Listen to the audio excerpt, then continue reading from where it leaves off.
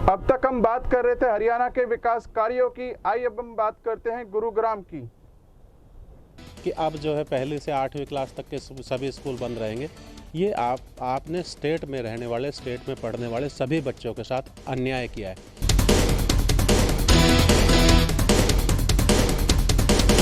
मैं सीएम महोदय से अनुरोध करता हूं कि पुनः इस पर जल्दी से जल्दी विचार किया जाए कि कहीं आपके स्टेट के बच्चे दूसरे स्टेट के बच्चों से पीछे ना रह जाएं।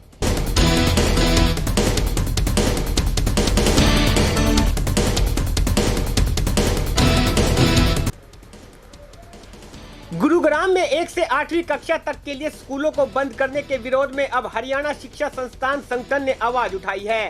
सरकार के इस गलत फैसले की वजह से स्कूल संचालक नाराज हैं। पहले ही कोरोना की मार से स्कूल कई महीने बंद पड़े थे।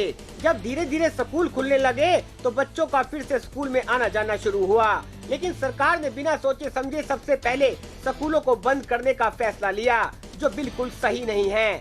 हरियाणा शिक्षा संस्थान संगठन के प्रदेश अध्यक्ष यशपाल यादव ने कहा कि हरियाणा सरकार के स्कूल बंद करने के फैसले से स्कूल संचालक भी बिल्कुल सहमत नहीं है।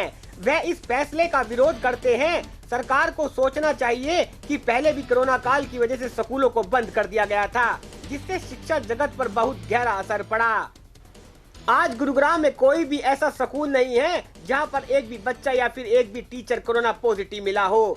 सभी स्कूल सरकार की गाइडलाइन को सही तरीके से फॉलो भी कर रहे हैं। स्कूल में हर किसी बच्चे को मास्क लगाना, सैनिटाइज करवाना और साथ साथ सोशल डिस्टेंस के नियमों की पालना भी बेहद तरीके से की जा रही है। तो फिर स्कूलों को बंद क्यों किया जा रहा है? अगर आपने अभी तक हमारा चैनल सब्सक्राइब नहीं किया तो अभी सब्सक्राइब करें और बेल आइकॉन को क्लिक करके हमारी लेटेस्ट वीडियोस के बारे में अपडेट जानें। मैं पूछना चाहता हूं सरकार से और सरकारी अफसरान से कि आपके पास डाटे हैं, आंकड़े हैं इस तरह के कि स्कूलों के बच्चों में कितने केस आए हैं और कितने दूसरे लोगों में केस आए हैं। यदि आपके पास इस तरह के कोई आंकड़े नहीं हैं तो आपको कोई अधिकार नहीं बनता कि आप इस तरह का कोई निर्णय लें। स्कूलों के बच्चों में छोटे बच्चे चाहे घर पे रह रहे थे चाहे स्कूल में रह रहे थे, क्योंकि स्कूल में पूर्णतः एसओपी का पालन किया जा रहा है।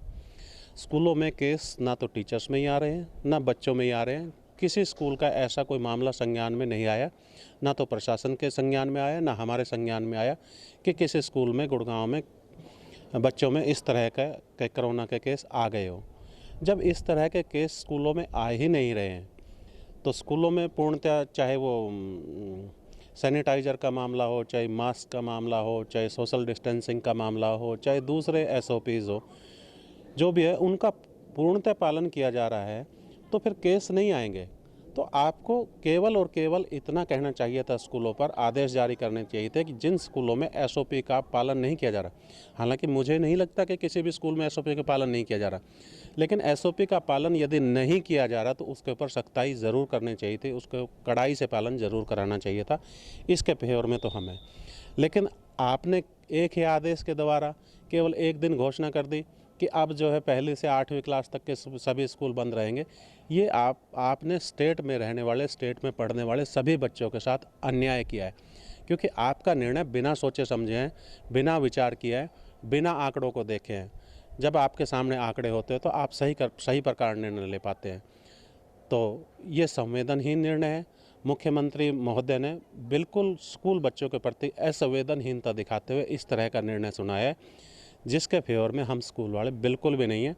मैं सीएम महोदय से अनुरोध करता हूं कि पुनः इस पर जल्दी से जल्दी विचार किया जाए कि कहीं आपके स्टेट के बच्चे दूसरे स्टेट के बच्चों से पीछे ना रह जाएं, कहीं आपके स्टेट के बच्चों का भविष्य अधर में न लटक जाए, कहीं आपके स्टेट के बच्चों को नौकरियां मिलने में दिक्कत ना आने लगे। क्योंकि अभी जब पिछले साल आपके स्टेट के बच्चे नहीं कर पाए, ऑनलाइन एजुकेशन बच्चों को ज़रूर मिली, पर पेरेंट्स उस तरह की प्रतिक्रिया दे रहे हैं कि बच्चों को ऑनलाइन एजुकेशन से बहुत कुछ ज़्यादा नहीं मिला, तो जिसका खामियाजा हम अब तक नहीं भुगत पा रहे हैं और जिसका खामियाजा भुगतना मुश्किल है, मुश्किल क्या असंभव है।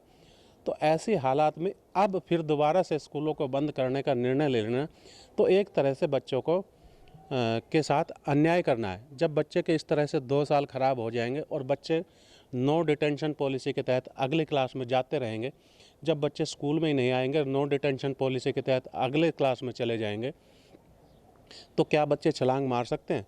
सेकंड क्लास का बच्चा 4th क्लास में एकदम जा सकता है क्या? 8th क्लास का बच्चा 10th क्लास में या 11th क्लास में जा सकता है क्या? नहीं जा सकता, ऐसा संभव ही नहीं है। या किसी भी एक्सपर्ट की रिपोर्ट ये नहीं कहती, या कोई भी SCERT या NCERT के लोग ये नहीं कहते कि हमारी एक बुक्स को छोड़कर अगले स्टेप की बुक्स को पढ़ाया जाए, तो वो नहीं कहते। वो कहते हैं कि इस तरह से पालन हो नहीं पाएगा, स्टेप वाइज स्टेप बुक्स को पढ़ना ज़रूरी है, उनको समझना ज़रूरी है, तभी अगले स्टेप्स की बुक्स का वो ज्ञान ले पाएंगे, उसको समझ पाएंगे।